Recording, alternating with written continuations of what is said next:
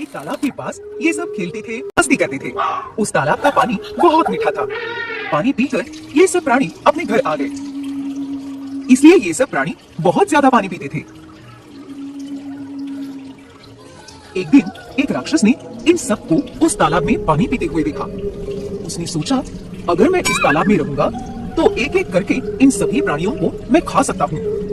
जैसे ही ये ख्याल उसके मन में आया, वह उस तालाब में गया और उसके अंदर जाकर रहने लगा। उसके बाद वो हर दिन एक एक करके सभी प्राणियों को जो वहाँ पानी पीने के लिए आते थे, उनको पकड़कर खाने लगा। धीरे धीरे प्राणियों की संख्या कम हो गई। कुछ दिनों बाद सबको इस बात का पता चल गया।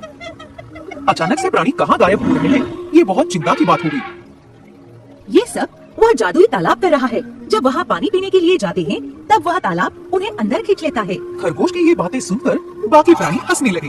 भेड़िए ने कहा, बहुत सालों से हम तालाब में जाकर पानी पीते हैं। अब तक ऐसा कभी भी नहीं हुआ। अब ये तालाब ऐसे कैसे कर सकता है? ये कौन कर रहा है? ये हमें ढूंढना होगा। बाद में उस जंगल में कुछ बंदर आए। वे बहुत दूर से आए थे, इसलिए उनको बहुत प्यास लगी थी। वह तालाब के पास पानी पीने के लिए गए और जैसे ही वह तालाब के अंदर जाने ही वाले थे, बड़े बंदर ने उनसे कहा, बिना किसी जानकारी के हमें कहीं भी नहीं जाना चाहिए। सब जानकारी मिलने पर ही किसी भी नई जगह पर जाना चाहिए। ये सब बंदरों ने उस बड़े बंदर की बात मानी नहीं। बड़ी बंदर जी, आपको तो हर बात पर संदेह होता है। क्या होगा अगर हमने इस तालाब का पानी पिया तो? ये बात सुनकर बड़े बंदर गुस्से से बोले, थोड़ी देर रुक जाओ, मैं अभी देख कर आता हूँ। ऐसा कहकर बड़ा बंदर तालाब के पास पहुंचा। बाकी बंदर जो कि बहुत प्यासे थे, वह बड़े बंदर के बारे में उल्टी सीधी बातें कहने लगे। जब बड़ा बंदर उस तालाब का निरीक्षण कर रहा था, उसे तालाब की तरफ जाने वाले प्राणियों के पैरों के निशान दिखे, लेकिन सिर्फ जाने के रास्ते पर उसे कोई निशान नहीं दिखे। बाकी बंदर जोर जोर से चिल्लाने लगे। फिर बड़े बंदर ने गहरी सोच के साथ बांस के पेड़ का एक बड़ा डंडा लिया। उस डंडे की एक बाजू तालाब के पानी में रखी और दूसरी तरफ से उसमें से पानी पीना शुरू किया। ऐसा करके उसने अपनी प्यास बुझाई। फिर उसने बाकी बंदरों को भी ऐसे ही पानी पीने के लिए कहा। सभी बंदरों ने उसी तरीके से पानी पीकर अपनी प्यास बुझाई।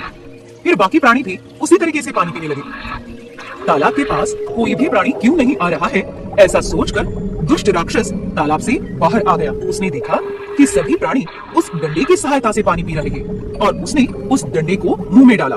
बड़ा बंदर जो इस बात का इंतजार कर रहा था, उसने उस डंडे को उस राक्षस के मुंह में धकेल दिया और वह राक्षस उसी तालाब में मर गया। इस तरीके से उस राक्षस से इन सभी प्राणियों को मुक्ति मिली।